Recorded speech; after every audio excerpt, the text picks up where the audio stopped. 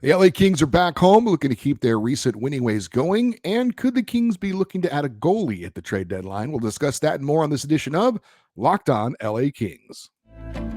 You are Locked On Kings, your daily podcast on the Los Angeles Kings. Part of the Locked On Podcast Network, your team every day.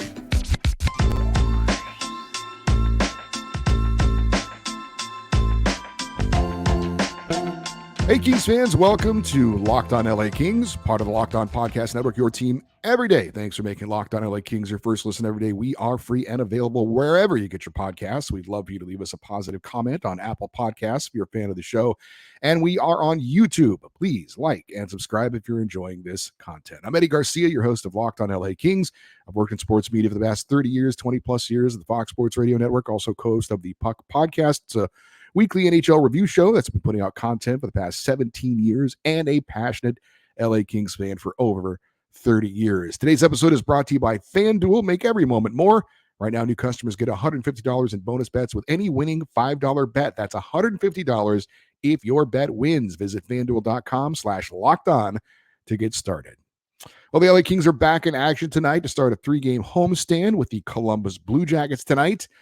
We had a message on X, formerly known as Twitter, recently from listener John in Illinois, and he said about the LA Kings, quote, "We have become the joke organization that we were 20 years before Lombardi took over," end quote. I bring this up again because of tonight's opponent. And while I said in getting that message from our fan feedback show from John that I like the strong opinions, but I thought that was a little bit too strong. I don't agree at all that the Kings right now are a joke of an organization. The Columbus Blue Jackets are, however. I'll explain to John and you guys what a joke of an organization looks like. And now that I say that, they'll probably go out and beat the Kings tonight. No, that's not going to happen.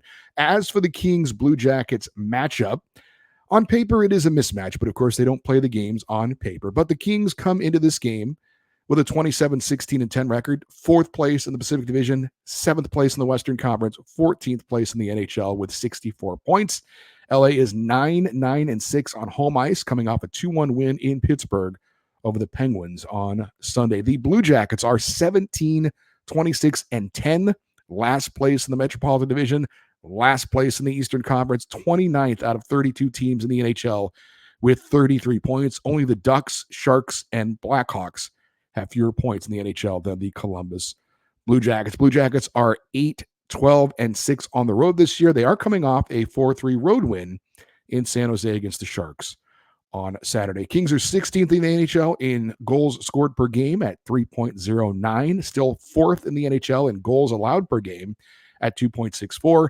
Blue Jackets are 22nd in goals scored per game, 2.92, 31st, second to last in the league in goals allowed per game at 3.70.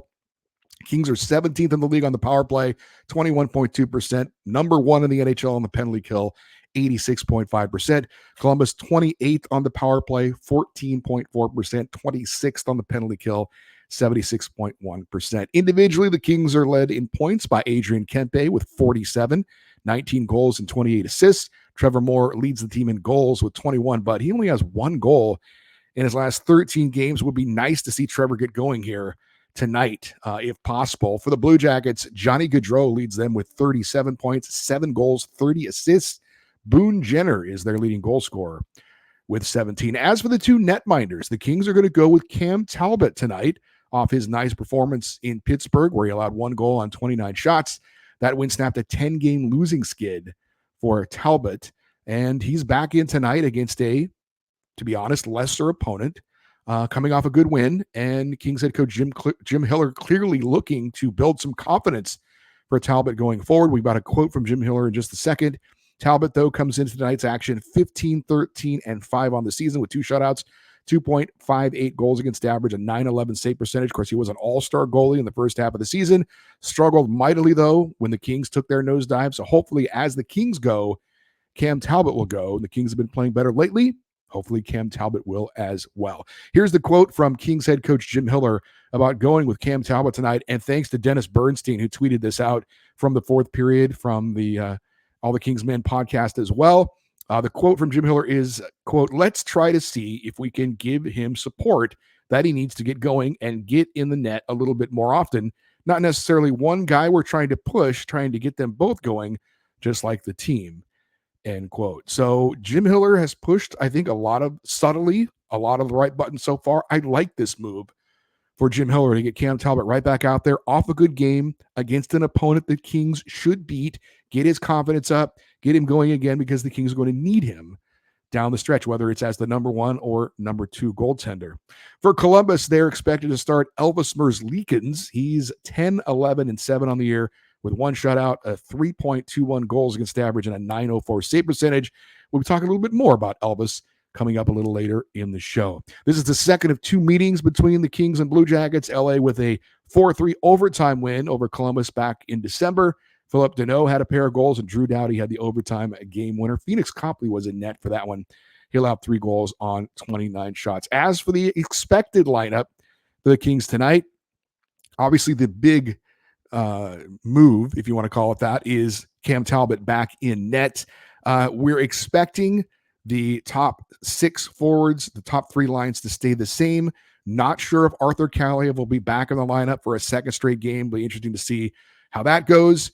And the defensive pairing, we expect Brandt Clark again on that third pairing, along with Andreas Englund. That's the projected lineup for the Kings going into this game tonight. As for the keys for tonight's game for the LA Kings, number 1 for me is get off to a good start and try and get that first goal. The Blue Jackets are a team that doesn't score a lot.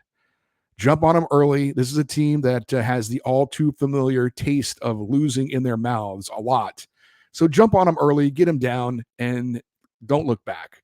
As far as the second key for me is stay out of the penalty box. The Kings have been taking way too many minor penalties recently.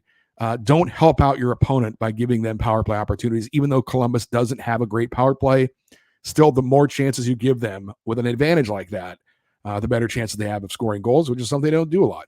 And I think the third key to the game, different hero. We've seen the Kings when they're at their best, getting contributions from a lot of different players. We saw that recently in the game against Boston where 3 defensemen picked up goals. So let's see if we can't get some more players involved in this game tonight. And Columbus is a type of team, they've got 10 games that have gone overtime or shootouts. So they are competitive. They do keep it close. So again, I think the Kings getting up to a good start and getting the lead on Columbus is something that's going to be important tonight. So I mentioned a joke franchise, and that might seem a little harsh, but if any NHL team would deserve the label of being a joke franchise, the Columbus Blue Jackets are certainly very much in the discussion. And we had a listener who was talking about the Kings being a joke franchise. Let's take a look at what a real joke of a franchise is in the Blue Jackets, and let's just take this season.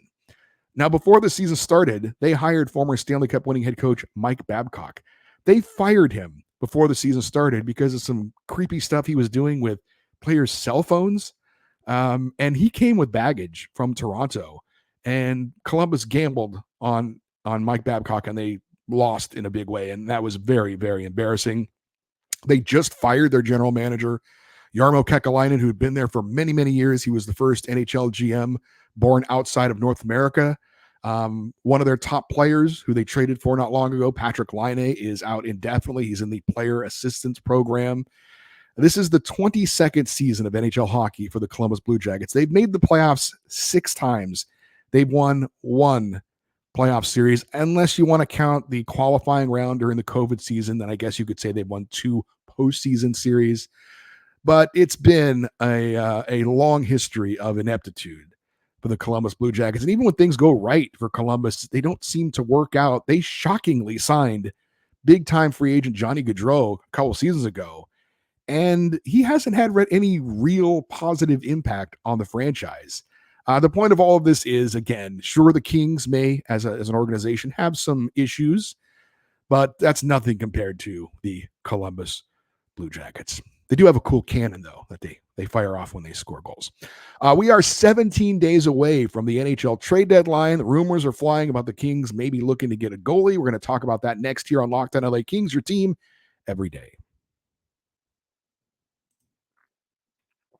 Get buckets with your first bet on FanDuel, America's number one sportsbook, because right now, new customers get $150 in bonus bets with any winning $5 bet. That's $150 if your bet wins. Best of all, your favorite NBA and NHL players can be part of the action as well. They've got quick bets, live same-game parlays, exclusive props, and more when it comes to betting on the NHL and the NBA. Just visit FanDuel.com/lockedon and shoot your shot. You miss 100% of the shots you don't take, somebody once said. FanDuel, official sportsbook partner of the NBA. Hey, Locked On has launched the first ever national sports 24/7 streaming channel on YouTube, and now you can also find it on Amazon Fire TV. Locked On Sports Today is here for you 24/7, covering the top sports stories of the day with local experts of Locked On, plus our national shows covering every league. Find the Locked On Sports Today channel now on Amazon Fire TV.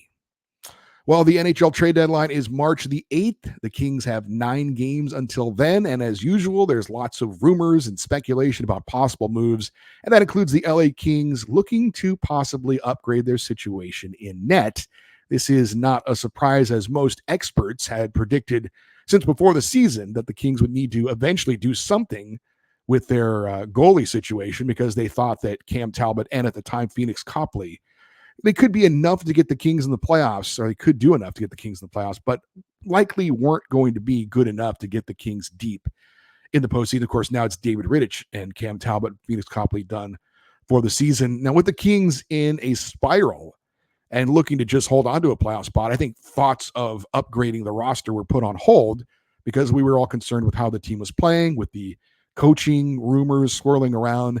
Now that things have settled down a little bit and maybe have stabilized for the Kings, talk of what they could do at the trade deadline has popped up again, and it seems to be the most glaring need is possibly in net. Of course, the Kings right now, Cam Talbot, look at the numbers, 15, 13, and 5, 2.58 goals against average and a 911 save percentage, was amazing first half of the season. Has cooled off, hoping to get him back on track. Hopefully he gets a big win, a nice performance over Columbus tonight to keep that going.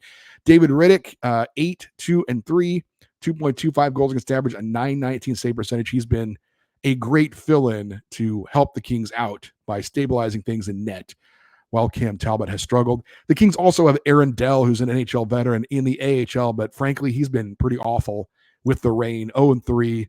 Goals against average over 4 and a save percentage of 852. So I don't think he's an option for the Kings if they're looking to add a goaltender, whether it be a number one guy or somebody for some depth in case something happens to Cam Talbot or David Rittich.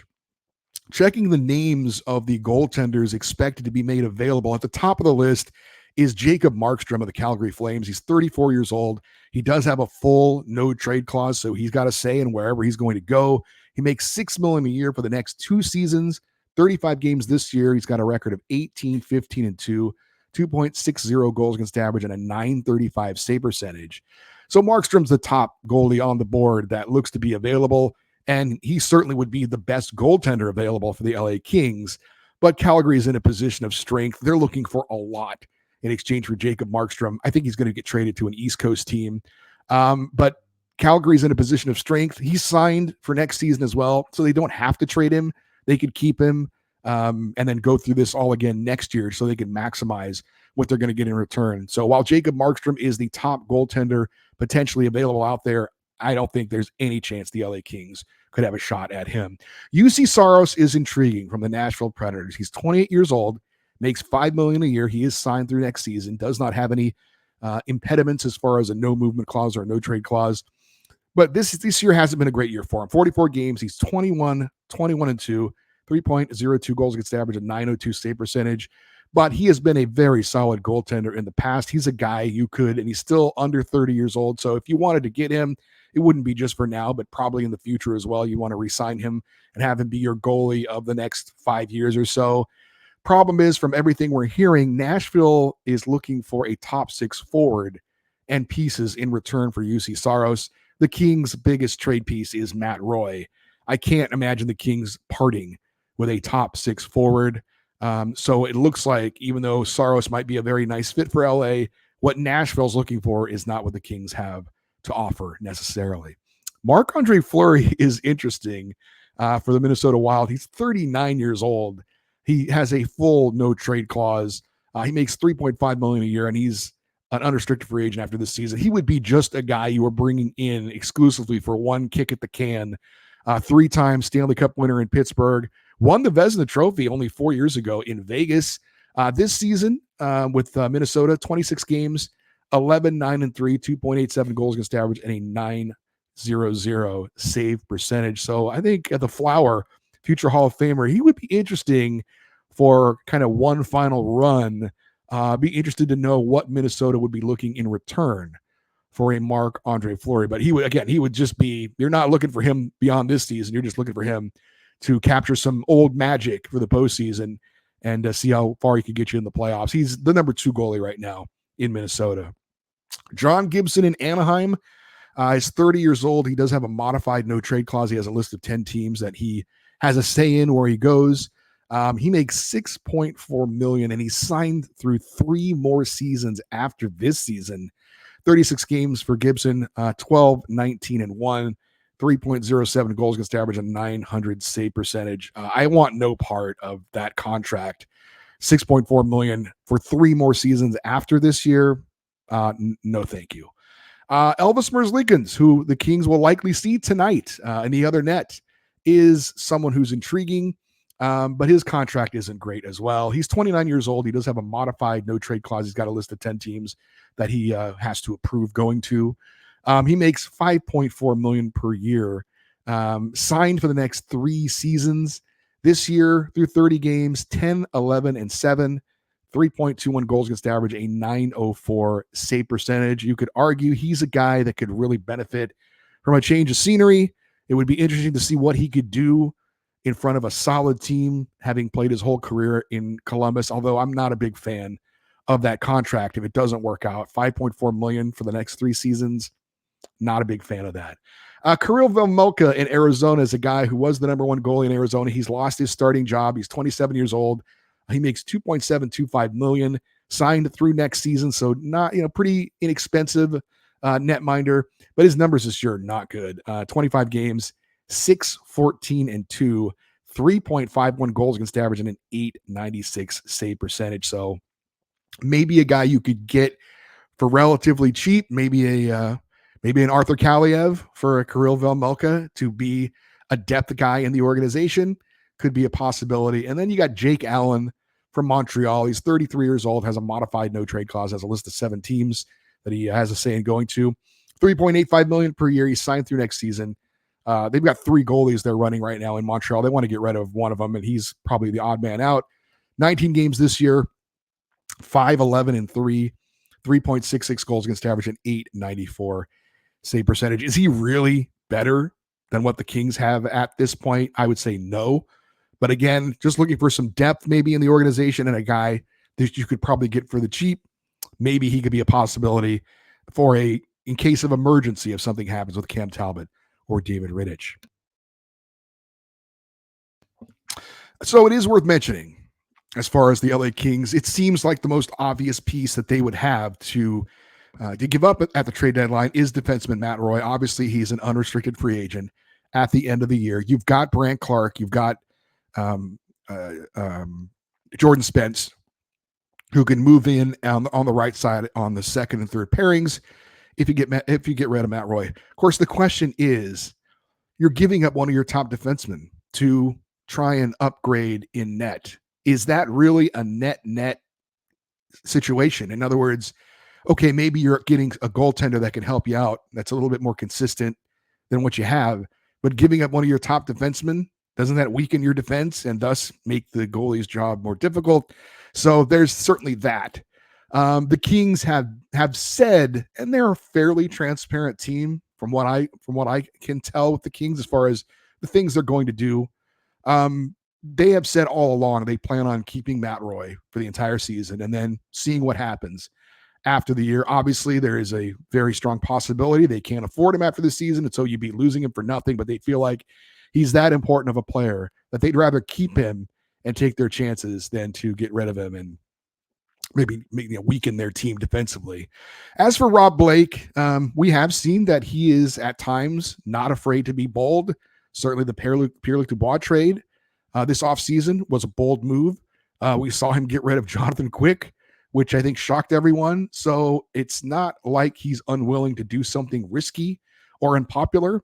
But we'll see. I think if the Kings are looking to get a goaltender at the deadline, it's somebody that's just going to be able to add some depth in case Cam Talbot and David Riddick have something happen to them if they get injured, if Cam Talbot can't regain his form from earlier in the season. But we shall see. The trade deadline is always a fun time for hockey fans to speculate about what's going on, and we will see what happens coming up here in early March.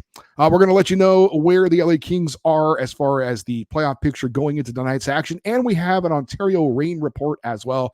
That's next here on Locked On LA Kings, your team every day. Hey, you shouldn't have to worry when you're buying tickets to your next big event. I don't, because I use Gametime, the fast and easy way to buy tickets for all the sports, music, comedy, and theater events near you. I've used Gametime, and I am a satisfied customer. I bought tickets through them for NHL and NFL games this past season. They've got killer last-minute deals, all-in prices, and the best price guaranteed. Gametime is the only ticketing app that gives you complete peace of mind with your purchase, and I love that you can view your seat before you buy it. You know exactly what you're going to get when you arrive. Gametime takes the guesswork out of buying tickets. All-in prices show the total up front, so you know you're getting a great deal without any hidden fees. Buy tickets in seconds with 2 taps on the app. Just download the Gametime app, create an account, and use the code LOCKEDONNHL for $20 off your first purchase. Terms apply. Again, create an account, redeem the code LOCKEDONNHL, LOCKEDON NHL for $20 off. Download Gametime today. Last-minute tickets, lowest price, guaranteed. LA Kings return home for a game tonight against the Columbus Blue Jackets, 7:30 p.m. Pacific time. Catch all the action of the hometown broadcast of your LA Kings with SiriusXM on the SXM app. Just search LA Kings. And if anyone actually listens to the Kings on SiriusXM, I recorded promos for this show that are supposed to play during the Kings broadcast on SiriusXM. If anybody has ever heard that, would you let me know somehow? Because I'm very curious to know if that actually does happen. Anyway, checking the standings in the Pacific Division and the Western Conference playoff race. Your Edmonton Oilers, 67 points. They are off tonight, so no chance for them to gain any or extend their lead on the Kings for that third spot in the Pacific. The Kings, though, just 3 points behind with 64 points, so a chance to gain some ground on Edmonton if they can win tonight. St. Louis at 60 points is the number 2 wildcard team. They are not in action tonight. You've got Nashville, 58 points, so they're 6 points back of LA. They're the first team out of a wild card spot at the moment in the West. They are at the Golden Knights tonight, and they'll play in LA on Thursday. And then Calgary and Seattle both have 57 points. They're both off tonight, so no chance for any of them to gain ground on the Kings. As for the playoff picture, if the playoffs started today, Kings would be the number 1 wildcard team. They would face the Dallas Stars, the top team currently in the Central Division in the first round of the playoffs. Right now, Dallas holds a 4-point lead over second place Colorado. Hey, let's give you a rain report, checking in on the Kings AHL affiliate. They went 1-1 in their 2 games following the All-Star break this past week. Friday, they crushed the Tucson Roadrunners 8-1. Defenseman Steven Santini had no goals in 38 games coming into this game. He had 3 goals for the hat trick in this one. That is quite the offensive breakout for him, and none of them were empty net goals. I think he had the hat trick during the first half of the game. Samuel Fogimo, he gets his 21st goal of the year. Akil Thomas, Tyler Madden, Francisco Pinelli, and Wyatt Wiley had the other goals for the Reign. Jacob Moverar and TJ Tynan each had 3 assists, all in support of goalie Eric Portillo, who got the win, allowing 1 goal on 24 shots. Unfortunately, on Saturday, the Reign would lose the rematch with Tucson 3-2. They fell behind 3-0 before Samuel Fogimo tried to get the Reign back in it. He scored 2 goals in the third period.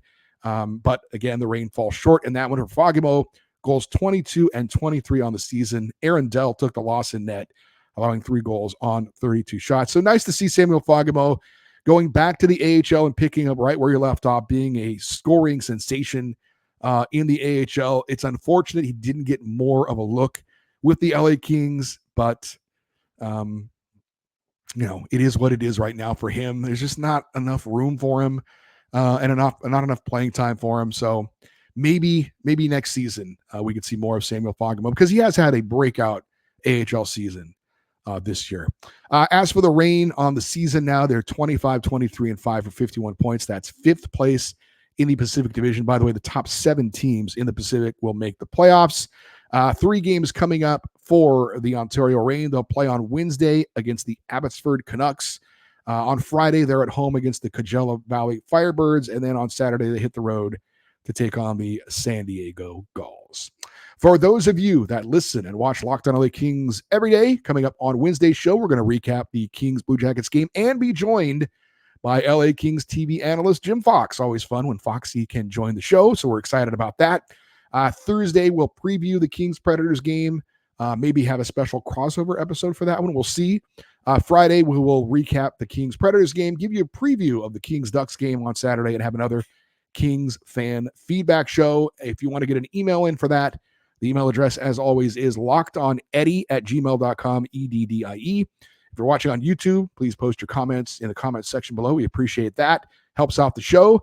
And we would love for you to stay connected with the show by following us on Twitter, formerly or not formerly. It's X, Twitter, whatever they're calling it. Also Instagram. We are at Locked On LA Kings. I'm Eddie Garcia. Thank you, as always, for listening and watching this episode of Locked On LA Kings, part of the Locked On Podcast Network, your team every day. Have a great rest of your day. And as always, go Kings, go.